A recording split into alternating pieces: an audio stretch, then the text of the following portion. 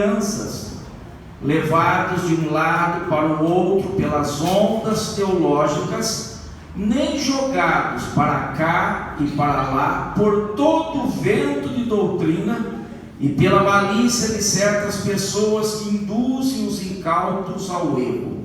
Longe disso, seguindo a verdade em amor, cresçamos em tudo naquele que é a cabeça, Cristo.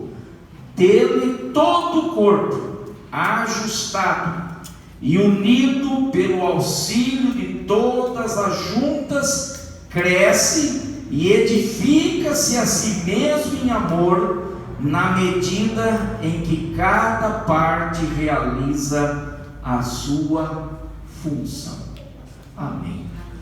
Os irmãos podem se assentar.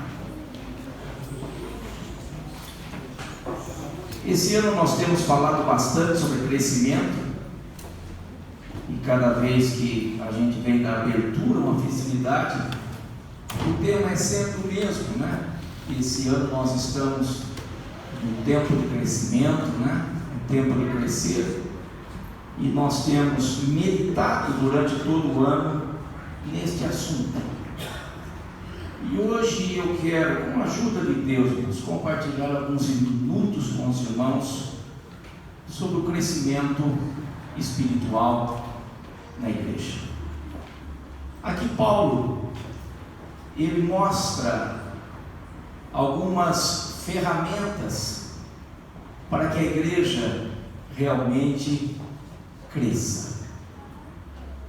Nós sabemos que tudo que é vivo se desenvolve, e há necessidade de se desenvolver, e isso não é diferente em relação à igreja, né? Cada um de nós, um dia nascemos na fé, nascemos em Cristo, nós passamos pelo período de infância espiritual, juventude espiritual, e com o passar do tempo nós precisamos atingir a maturidade espiritual.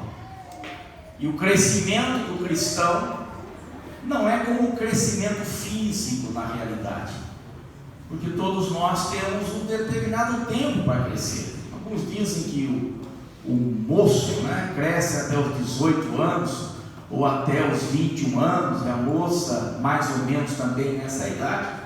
Depois a tendência, o único crescimento é dos lados, né? A gente cresce para frente, não é isso? Os lados, sim. E mais um pouquinho de tempo a gente começa a decrescer, né? Os anos vão pesando e a gente começa a se curvar, né?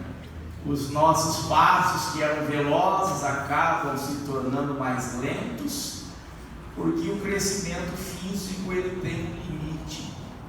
Alguém diz que o crescimento espiritual é como o crescimento de uma árvore, né? Na realidade, a árvore ela se desenvolve durante toda a sua vida, né? Durante toda a sua vida. Então vamos para o texto.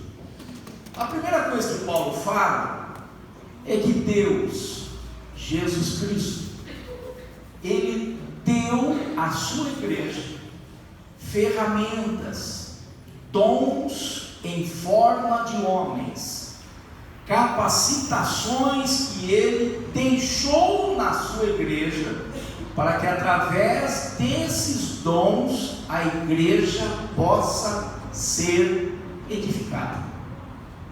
Dons são capacitações que Deus concede à sua igreja com uma finalidade específica. E nós sabemos que aqui nenhuma classe desses dons tem como objetivo engrandecimento próprio, mostrar que uma classe é superior à outra de forma alguma. O objetivo de cada um desses ministérios ou dons em forma de homens, apóstolos, profetas, evangelistas, pastores e mestres, ou pastores e doutores, tem o único propósito de edificar edificar a igreja. E é interessante, irmãos, que Deus, Ele providenciou para a igreja. Quer dizer, nenhuma igreja de Cristo pode dizer: olha, aqui os crentes não se desenvolvem porque falta a habilidade divina para esse crescimento. Se a igreja é de Cristo, se o grupo que se reúne ali é lavado e remido pelo sangue de Jesus, Deus concede a esse grupo as ferramentas necessárias para que ele cresça. É Ele, é Jesus quem concede.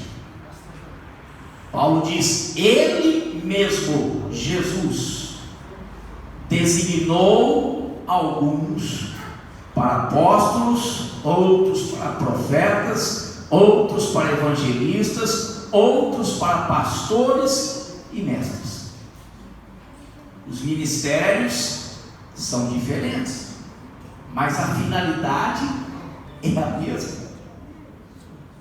Então, tudo que nós recebemos de Deus na igreja, todas as capacitações que Ele nos tem dado, é porque cada crente recebeu de Deus alguma coisa para ser usada em função do corpo, para que o corpo possa se desenvolver.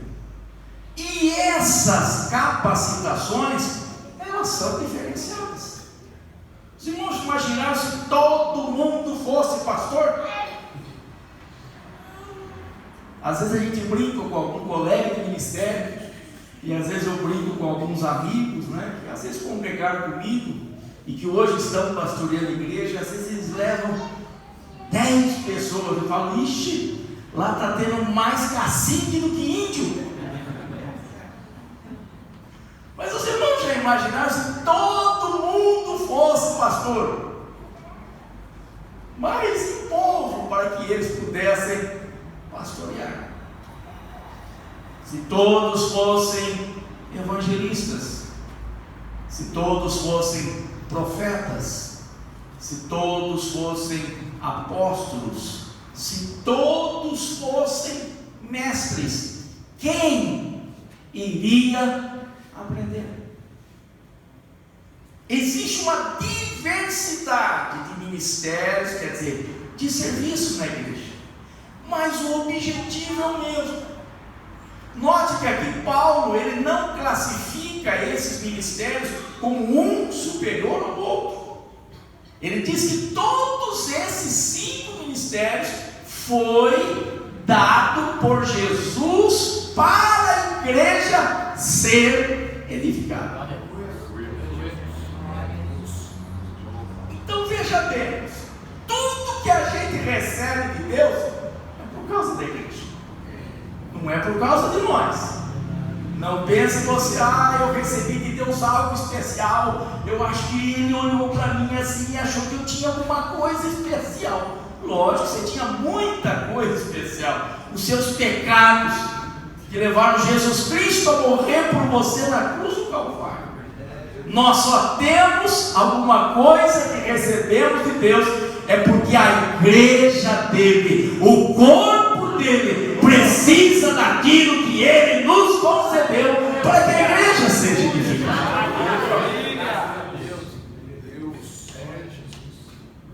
Então a razão principal é a igreja, é o corpo de Jesus, e não nós, não o que nós somos, ou o que nós fazemos, ou o que nós temos. Se recebemos alguma coisa, os irmãos podem observar, se não houvesse a igreja, não teria nenhum desses ministérios. Eu gosto de dizer que a igreja é a maior obra de Deus. Não existe uma obra que Deus fez mais extraordinária do que a sua igreja, que é o corpo de seu Filho. Porque quando você vê o que Deus criou, Ele usou a sua palavra, Ele criou o universo simplesmente pelo poder da sua palavra. Não existia nada. Não existia nada. O poder da sua palavra gerou energia, e essa energia criou a matéria.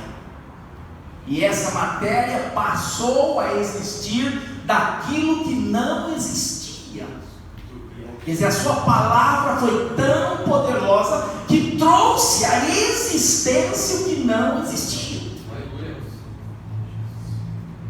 Só a palavra dele. Para criar o homem, ele caprichou um pouco mais.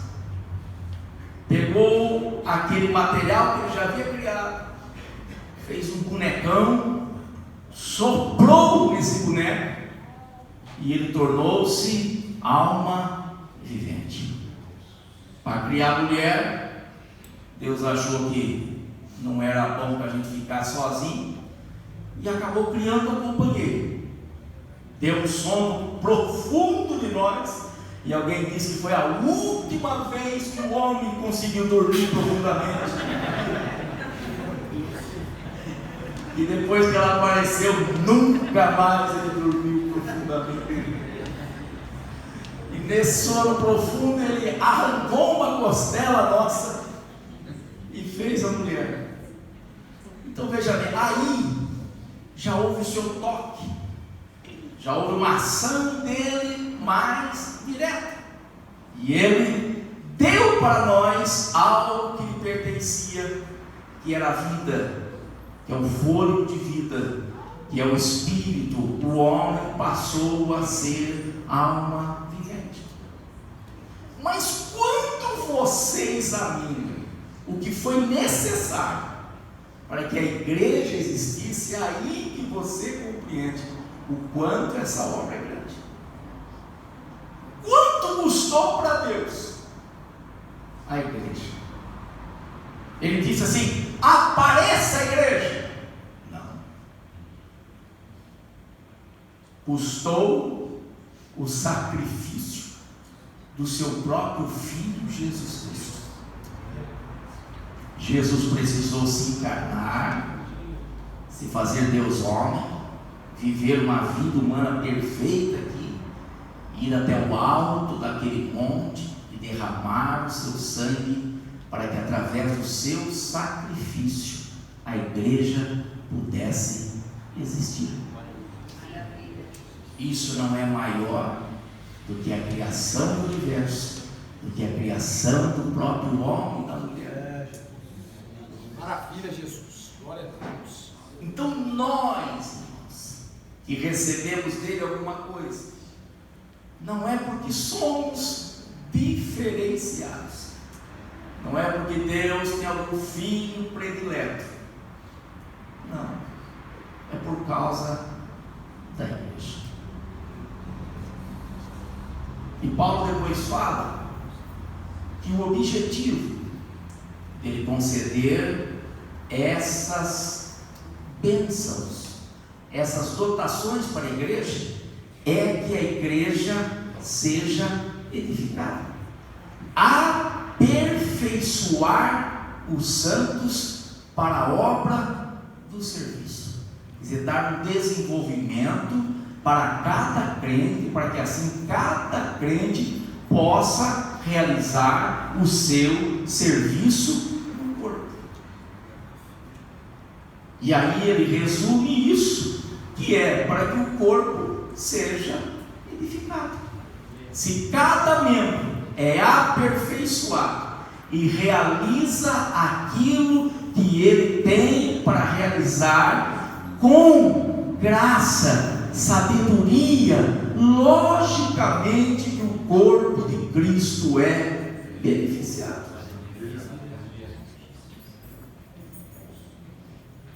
E ele disse que esses ministérios, apóstolos, profetas, evangelistas, pastores e mestres, existem com o objetivo de que nós alcancemos a unidade da fé.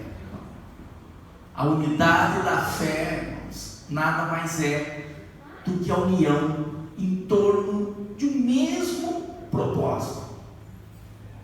Nós temos a mesma fé, quer dizer, nós confiamos no mesmo Deus. Fé aqui não é simplesmente um conjunto de crenças que nós defendemos, mas também a confiança que nós depositamos em Deus.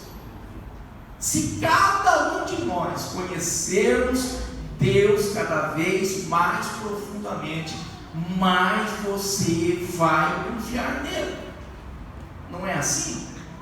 Numa pessoa de bem, quanto mais você a conhece, mais você confia nela, não é assim? Porque ao longo desse relacionamento, ela vai dando evidências de que você pode confiar nela. Aleluia. E Deus, irmãos, será que alguma vez Ele falhou conosco? Não. Então, quanto mais você o conhece, quanto mais você tem um conhecimento equilibrado de Deus, eu digo conhecimento equilibrado, é que nós precisamos equilibrar, né, a sua soberania, o seu poder extraordinário com a sua acessibilidade.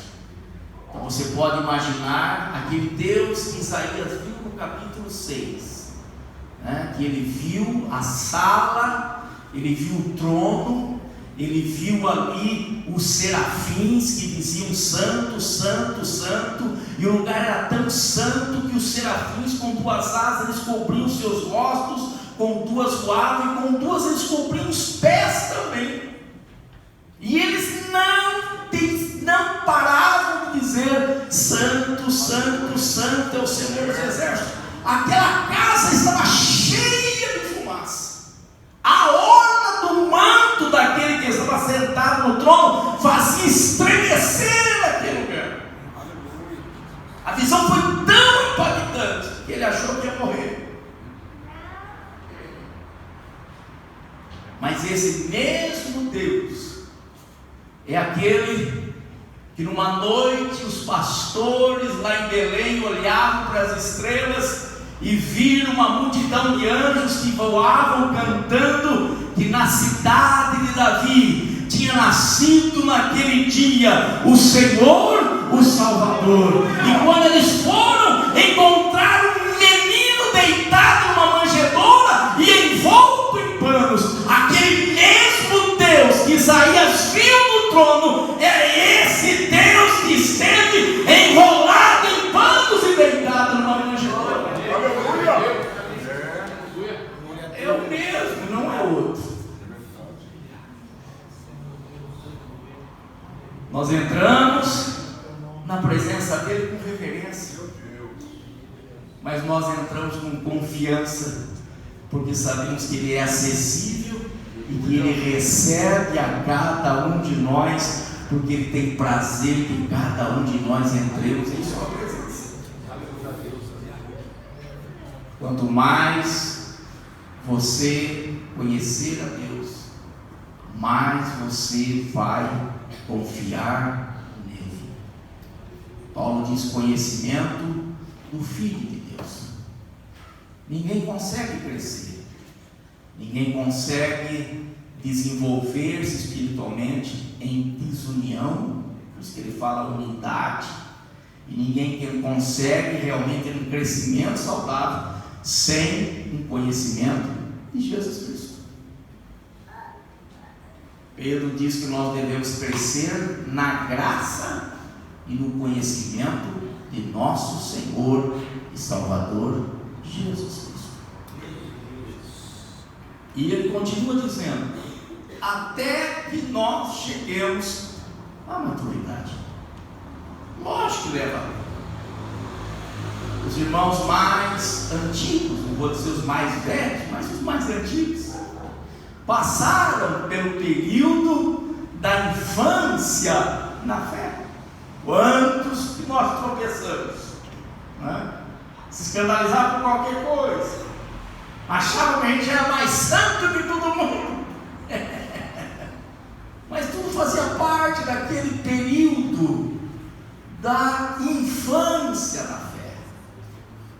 Depois fomos adquirindo mais conhecimento, e aí chegamos à juventude, nos tornamos mais fortes, já vencíamos mais as batalhas contra o inimigo, e com o tempo a gente foi amadurecendo, e hoje é necessário que a gente seja bem mais maduro do que no dia que nós aceitamos a Jesus como nosso Salvador.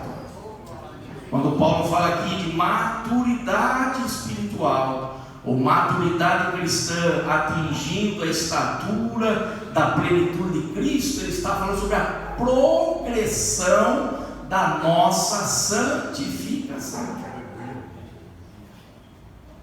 Ninguém hoje é mais salvo do que quando nós aceitamos a Jesus. Ninguém hoje é mais filho de Deus do que naquele dia extraordinário da conversão da nossa alma. Ninguém hoje é mais regenerado do que naquele dia que o Espírito de Deus entrou dentro de nós e passou a fazer morada. Mas hoje nós precisamos ser mais santos. Nós precisamos ser mais amadurecidos. Precisamos hoje dar muito mais fruto do que naqueles dias do início da nossa fé. Esse é o objetivo. E Paulo fala que Deus usa esses homens para promover isso. E são coisas internas, mas ele fala também que o trabalho desses homens, desses dons em forma de homens, é também nos proteger de ataques externos. Ele diz aqui o objetivo desse crescimento, do ministério que esses homens, desses ministérios que Deus concedeu à igreja. O objetivo de tudo isso é que a gente não seja mais criança. E ele diz aí, levados de um lado para o outro pelas ondas teológicas. Os irmãos podem observar, de vez em quando aparece uma onda teológica nova.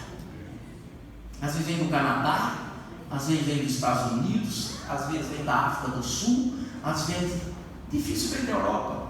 A Europa está bastante fria. Daqui vem um negócio lá da unção do rio, vem um negócio lá da unção da lagartixa, que parece mais o Homem-Aranha do que a lagartixa. O camarada fica pregado assim na parede, como se fosse unção do cachorro. O camarada late como um cachorro. Meu Deus.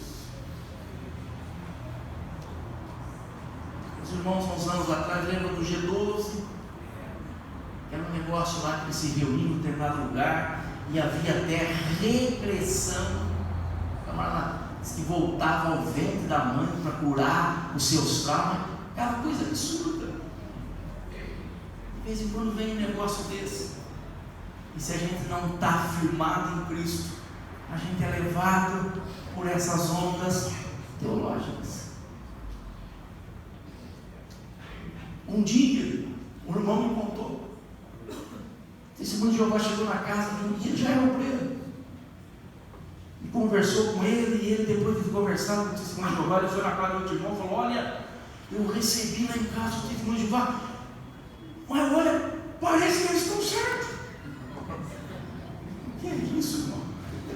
Graças a Deus, Jesus curou aquele irmão e hoje está dirigindo até uma igreja. Olha, irmão, se a pessoa não tiver o conhecimento, essas coisas acabam enganando. Porque a pessoa muitas vezes não consegue discernir aquele alimento que faz bem, aquele alimento que faz mal para a nossa vida espiritual. É por isso que ele diz aqui que uma criança troca uma barra de ouro por uma barra de chocolate. Não é isso? Se ela tiver com uma barra de ouro na mão, né? E ela já deu umas lambidas naquilo e viu que aquilo não tem gosto nenhum, e se alguém chegar com uma barra de chocolate, você não quer trocar isso aí não tem gosto nenhum. A depois ele troca, porque ele não sabe do valor daquilo que ele tem na mão. Entendeu? Ele não conhece o valor. É por isso que nós precisamos conhecer o valor daquilo que Deus tem colocado em nossas mãos. O conhecimento dele é esse. Conhecer a Deus, né? Ter experiência realmente com Deus, olha, não tem preço, não tem preço.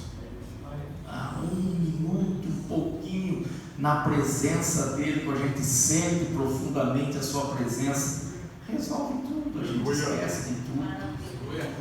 A gente sai fortalecido. Quantas vezes você veio à igreja com o seu coração pesado e não precisou muita coisa, às vezes numa pequena palavra, ou às vezes numa pequena parte de um hino, você foi visitado por Deus e você saiu daqui completamente diferente. Chegou doente e saiu curado. Porque esse é o objetivo da igreja.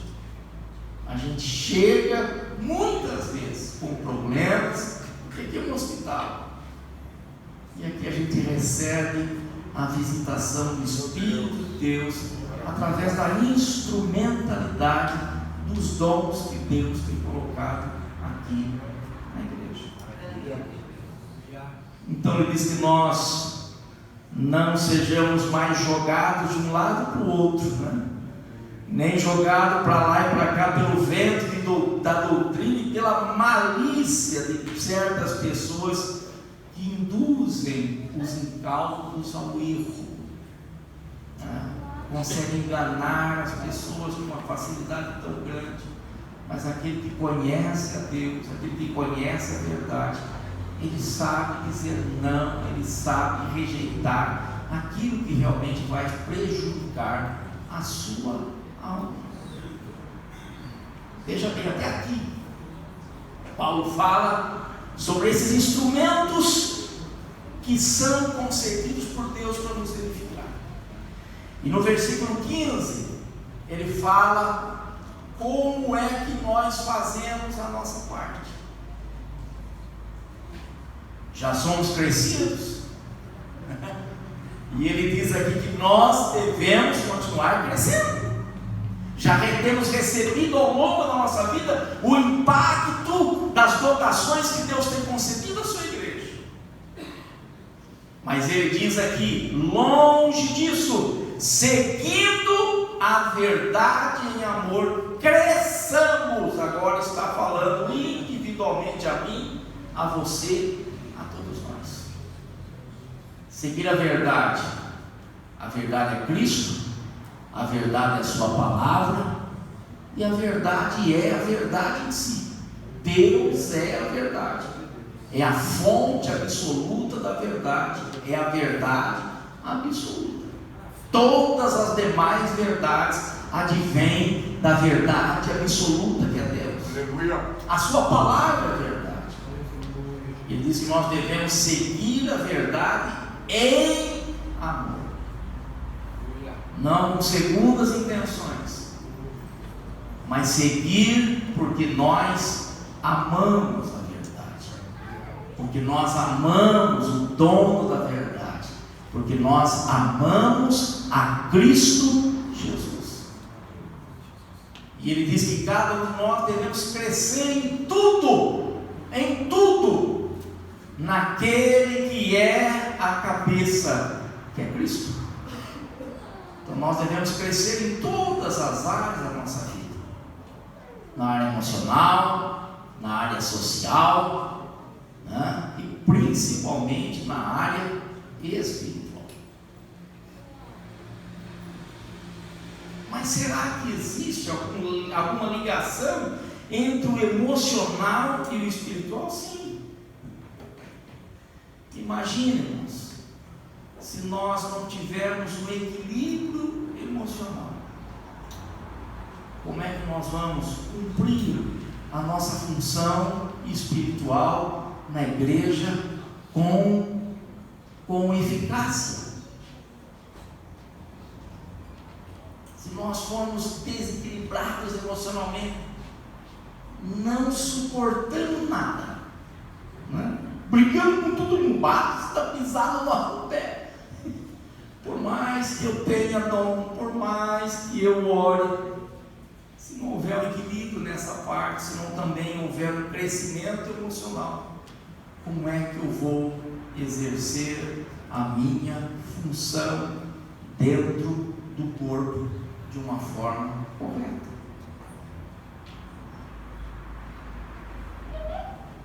Crescer como esposo, como filho, como esposa, porque todas estas coisas estão atreladas.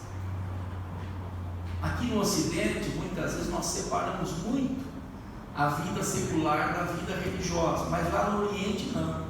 Os irmãos observam que todas as leis de Israel, toda a maneira de viver deles, estava atrelada à religiosidade deles, estava atrelada ao modo deles se relacionar com Deus. Eles não tinham dois tipos de vida, né? A vida social e a vida religiosa. Mas no Ocidente parece que gosta de fazer essa separação. O camarada entra na igreja, cai uma aguinha santa e aqui dentro ele se transforma. Oh, glória! Mas na hora que ele sai, cai outra aguinha para o lado de lá e aí ele se transforma de novo. Né? Como aquele menino que um dia disse para a mãe: mãe, vamos morar aqui na igreja. Mas por que, filho, que você quer morar aqui na igreja? Aqui na igreja o pai é tão santo, ele é tão bonzinho aqui lá na igreja, e lá em casa ele é tão bravo. Então não tem como, não dá como, a gente tem que crescer também nessa área, não é isso? Temos que procurar também crescer em tudo, em todas as áreas, porque toda a nossa vida, né, ela está interligada, tudo está interligado, né? Tudo na nossa vida realmente está interligado. Nós não podemos viver, né, o que é chamado de esquizofrenia espiritual, né? Ter duas naturezas, né? Nós não temos assim duas naturezas, né? Tem hora que nós somos crentes, tem hora que nós não somos crentes, não, né?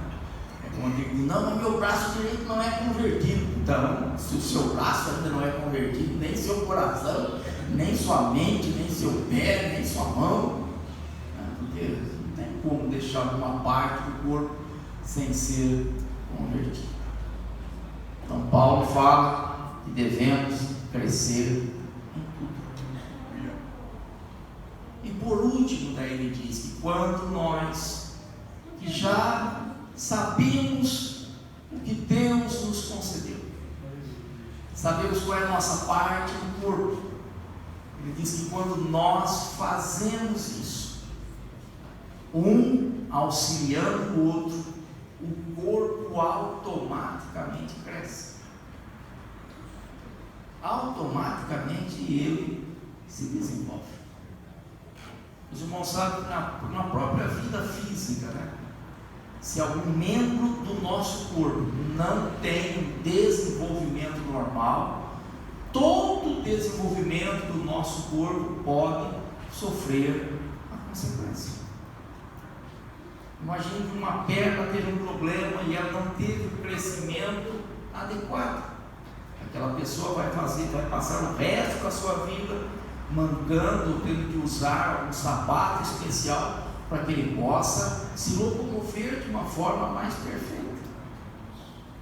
Então ele diz aqui, dele, né, de Cristo, todo o corpo ajustado, né? Quer dizer, cada um no seu lugar, um não querendo fazer a parte do outro, né? Não querendo a orelha ser o olho, né? Nem a boca ser o nariz, mas cada um no seu lugar. O importante é estar no corpo. Não é que tipo de membro você é do corpo, porque o principal do corpo é a cabeça, e a cabeça é Cristo. Paulo diz que todas as partes do corpo, todos os membros são úteis, extremamente Nós temos órgãos em nosso corpo que não aparecem. Já pensou se o filho dissesse: ninguém quase fala de mim, estou aqui escondido? Mas tem um probleminha no rim, você vê como que é tudo. Tem uma doença no rim, pulmão, está tudo escondido lá, que aparece aos nossos olhos. E alguns alcançaram uma misericórdia, tem um olho verde e um olho azul, mas não vai mudar muito também, né? É mais bonito, né? Quem não gostaria de ter um olho azul? É isso? Ou um olho verde, né? Eu gostaria de ter um olho verde, mas verde, né? Combinado com o meu time. Não está muito bom também. Mas essas coisas, irmãos, quer dizer, o olho azul, o verde, né? O mais amarelado, todos eles enxergam a mesma coisa. Se o azul enxergasse melhor, né? Não, esse aqui é o olho dele, é visão de raio-x, né? Se o olho azul conseguisse ter uma visão, mas é tudo enxerga a mesma coisa. Então, o importante é fazer parte da coisa. Porque você é o dedinho do pé e você não é um olho azul, e você é inferior aos olhos, não. Todos os membros são importantes, todos. É por isso que toda função que se realiza na igreja é uma função muito importante.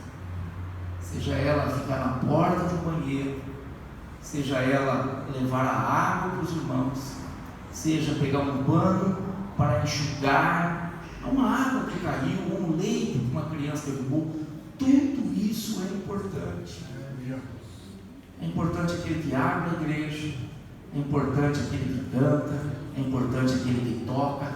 Todo trabalho para Deus é importante. O que Deus olha é a forma como você realiza esse trabalho. Na hora de um dia, pela sua misericórdia, Ele premiar você, e é a sua misericórdia que vai trazer esse prêmio. Deus vai avaliar não a quantidade daquilo que você fez, mas a qualidade daquilo que você realizou. Por mais humilde que seja, pode ter a certeza que Deus tem aceitado o seu trabalho. Por mais simples que seja aquilo que você faz, e às vezes você pode até dizer: olha, o que eu faço ninguém nota. Não tem problema, Deus nota. Deus nota. Deus observa. E se você não fizer, vai ter problema. Ele vai ficar sem fazer. Vai trazer problema para a própria igreja. Então faça, continue fazendo. O importante é que você está inserido no corpo. Você está inserido no reino de Deus. E aquilo que você faz para Deus, bem feito, promove a edificação do corpo.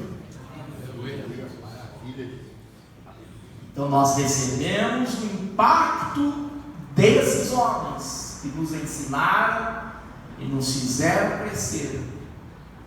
Mas agora cada um de nós temos que fazer a nossa parte para que o corpo cresça de uma forma coesa, de uma forma unida, como ele diz aí: cresce e edifica-se a si mesmo em amor, na medida em que cada parte realiza a sua função.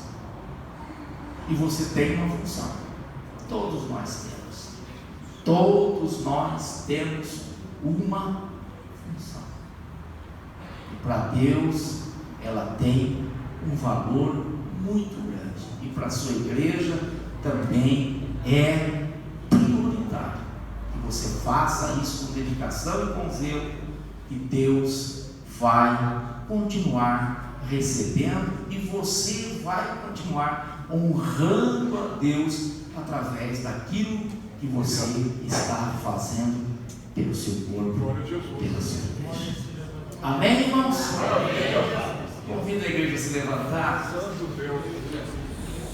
Eu quero apenas exagerei aqui, achei que ia falar pouco, acabei me empolgando um pouco mais.